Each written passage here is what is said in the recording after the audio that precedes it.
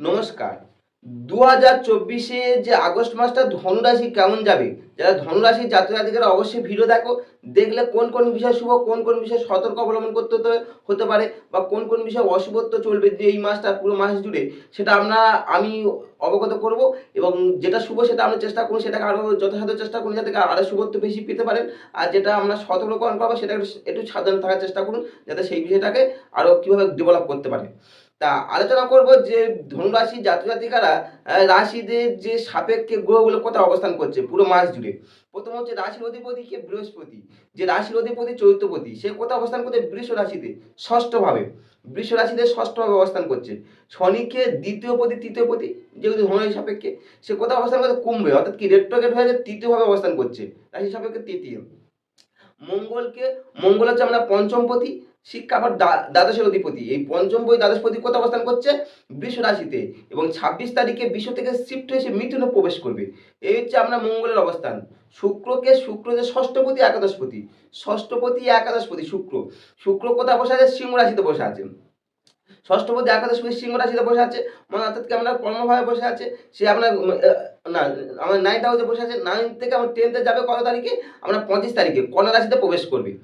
বুধ কোথায় বুধ হচ্ছে আমরা সপ্তমপতি দশমপতি সপ্তমপতি দশমপতি সপ্তমপতি সিংহ রাশিতে এখন সেই রেট্রোগেট সিংহ রাশি আছে।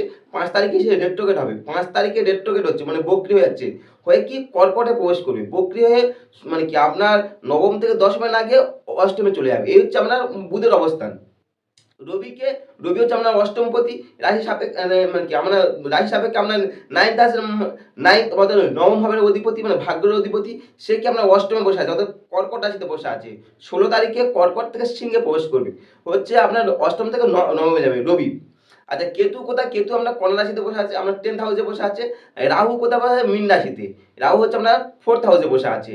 আর চন্দ্র তো প্রতি আড়াই দিন অন্তর চেঞ্জ হয় কখনো মিথুন থাকবেন কখনো সিংহ কন্যা তুলা এখন প্রথম মাসের শুরুতে মিথুন তারপর কর্কট সিংহ কন্যা তুলা এইভাবে আপনার শেষের দিকে মাসের শেষার্ধে সিংহ রাশি থাকবে।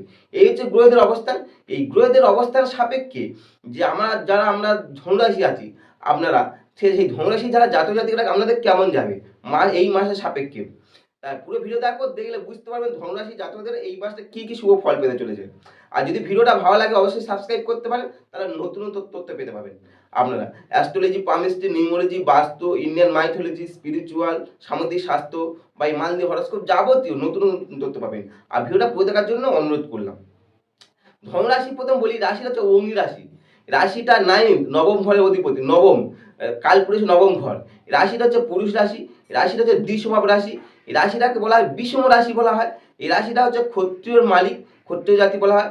প্রতীক হচ্ছে কি অশ্ববাহিত ধনুর্ধর মানে কি মানে সামনের অংশটা হচ্ছে ধনুর্ধর ও মানে যেটা হচ্ছে উদ্যাংশ ধনুর্ধর এবং নিম্ন অংশ হচ্ছে অশ্ব দেখবেন এরকম হয়। এবার নক্ষত্র কি নক্ষত্র হচ্ছে মূলা পূর্বসারা ও উত্তরসারা এই রাশিতে 3টে নক্ষত্র আছে। আর যারা নক্ষত্রের ভিডিও দেখতে চান অবশ্যই আমার ভিডিওর মধ্যে দেওয়া আছে আমার চ্যানেলের মধ্যে অবশ্যই যাদের নক্ষত্রের মানে সম্বন্ধে বেশি জানতে চান তাহলে আপনারা যাদের পূর্বসারা উত্তরসারা শোভনা দেখতে পারেন। মূলা পূর্বসারা উত্তরসারা এই 3টে নক্ষত্র এই রাশিতে অবস্থান করে।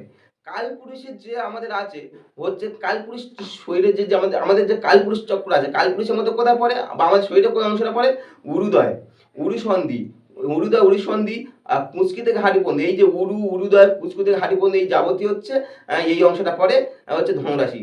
এবার ধনুরাশি তো আমরা প্রথম বললাম যেহেতু এটা বৃহস্পতির ঘর কিন্তু বৃহস্পতির এটা নেগেটিভ ক্ষেত্র পজিটিভ নয়। কেন নেগেটিভ ক্ষেত্র আমি যেটা পুষ্টি বিচারে দিয়েছি আপনারা দেখতে পারেন আমরা কেন বৃহস্পতিকে নেগেটিভ ঘর বলা হয়। যদিও রাশিটাকে 9th হাউস মানে কি নবম ঘর এবং এটা হচ্ছে তেজদীপ্ত রাশি। বৃহস্পতি নেগেটিভ ক্ষেত্রে হলেও এটা চায় সমস্ত কারোর অধীনে থাকতে চায় না। সমস্ত অধীনতার শৃঙ্খলাকে ভেঙে অধীনতাকে কারো কোনো অধীনতা ভেঙে নিজের স্বাধীনভাবে থাকতে বা মুক্তি মানে কি মুক্ত আলোকের সন্ধানে মানে অগ্রসর হওয়ার এই যে রাশির মেন ক্যারেক্টার এই রাশি যারা জাতক হয় তাদের এই মানসিকতার বেশি তৈরি হয়। এই রাশির মধ্যে একটু হালকা চঞ্চল প্রকৃতি হয় আর এরা ধীরে সুস্থে কাজ কোনোদিন করতে পছন্দ করে না। কোনো কাজ এরা কুইক করবে ধরো দ্রুত কোনো কাজ করবে সেই মানসিকতা তৈরি হয় কারণ রাশিচক্রে এটা নবম ঘরের মালিক 9th হাউসে। আর এইরকম বৃহস্পতির এই ক্ষেত্র হওয়ার জন্য এই মানসিকতা তাদের তৈরি হয় বিশেষ করে। এবং এরা একসঙ্গে দুরকম কাজ করতে পারে একসঙ্গে দুটো কাজ করতে পারে ধনুরাশি যারা জাতক জাতিকা হয়। এই ধনুরাশি জাতক জাতিকারা এই মাসটা কোন কোন ক্ষেত্রে শুভ, কোন কোন ক্ষেত্রে অশুভ বা সাবধানতা অবলম্বন করবেন একটু দেখুন, দেখলে বুঝতে পারবেন এই মাসটা স্পেসিফিক আপনার কি কি ক্ষেত্রে শুভত্ব আসছে। ডিটেলস আলোচনা করব গ্রহদের অবস্থান থেকে দেখুন। প্রথম বলি, এই মাসে আমরা অনেক প্রচেষ্টা করতে হবে, প্রচেষ্টা করতে হবে, অনেক প্রচেষ্টা, প্রচেষ্টা ছাড়া আপনি এই মাসে কোনোদিন কোনো ভালো সাফল্য অর্জন করতে পারবেন না। কারণ কি বলুন তো, আমরা রাশির অধিপতি কোথায় বসেছে? ষষ্ঠ ভাবে বসেছে। রাশির অধিপতি ষষ্ঠে, এটা ভেবে দেখুন তাহলে আপনার রাশি অধিপতি ষষ্ঠে, আর কর্মপতি 5 তারিখের পর থেকে যে বুধ, সে রেট্রোগেট হতে চলেছে। মানে আপনি এই মাসটা ভাগ্যের সমর্থন পাবেন না, ভাগ্যের কোনো সমর্থন পাবেন না। ভাগ্যের আশা ত্যাগ করুন, নিজেকে যথেষ্ট কঠোর পরিশ্রম করুন, করলে আপনি এই মাসটা সফলতা পাবেন। ভাগ্যের আশা ছেড়ে দিতে হবে। তবে বলি, যেহেতু আপনার ভাগ্যবতী রবি যখন মাসের দ্বিতীয়ার্ধে, যখন যখন আমি ভাগ্যবতী রবি এখন অষ্টমে আছে, অষ্টম থেকে যখন নবমে ঢুকবে, তাহলে কিছুটা হলেও ভাগ্যের সমর্থন পাবেন।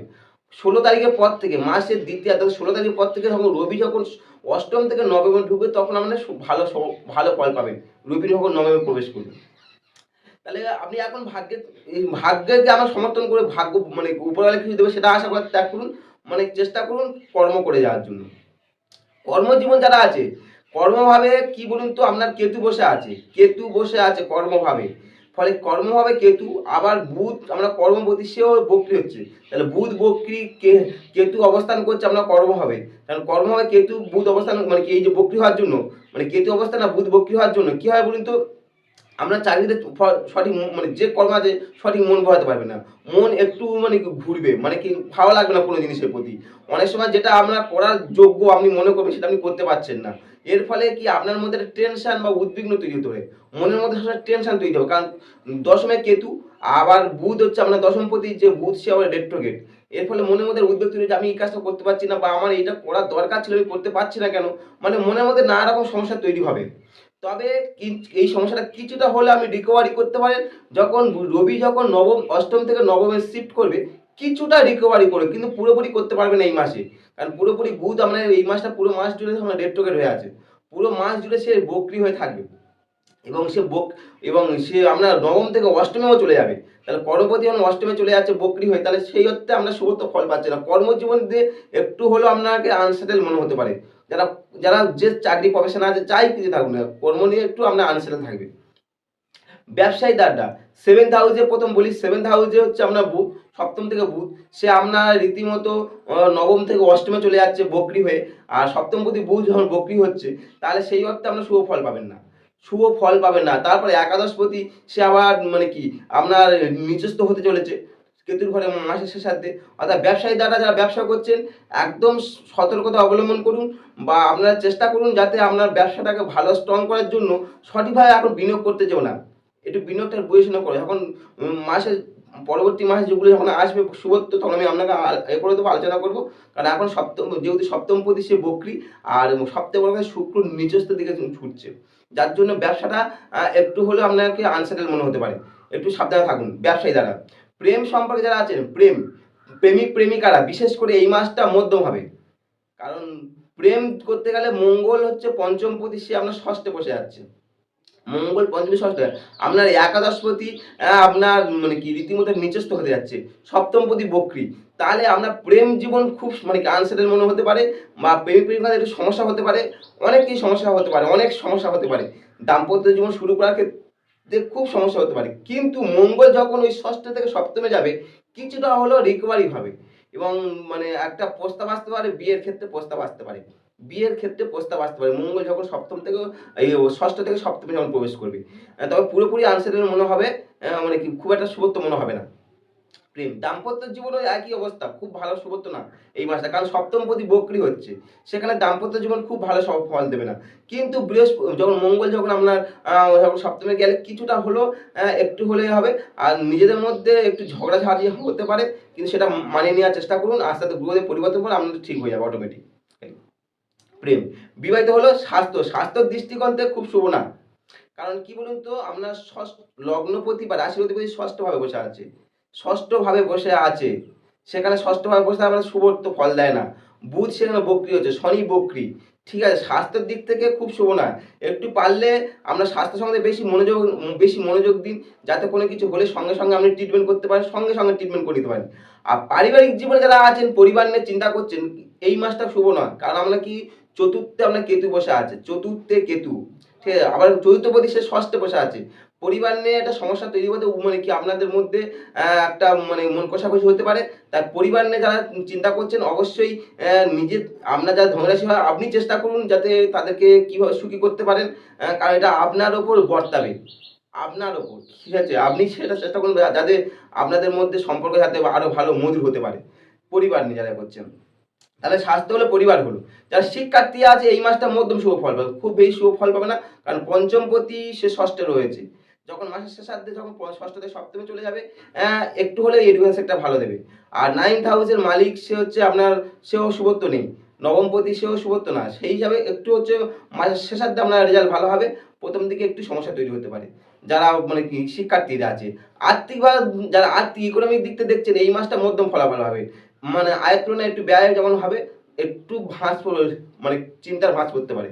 যদি আপনারা মনে করেন এই সমস্ত যে নেগেটিভ আছে, এই নেগেটিভ থেকে আমি পজিটিভে নিয়ে যাবো, তাহলে আমরা প্রতি বৃহস্পতিবার উপবাস করুন। প্রতি বৃহস্পতিবার উপবাস। বা আপনারা যদি মনে করেন হরিবংশ পুরাণ পাঠ করতে পারেন বা গরুড় পুরাণ পাঠ করতে পারেন। হরিবংশ পুরাণ বা গরুড় পুরাণ পাঠ করুন। আপনাদের সমস্ত নেগেটিভ কেটে গিয়ে পজিটিভ হবে। আর যারা আমার ভিডিও দেখছে তাদেরকে আমার অসংখ্য ধন্যবাদ। চ্যানেলে প্রথম এসে তাহলে অবশ্যই এটা সাবস্ক্রাইব করতে পারেন। নমস্কার।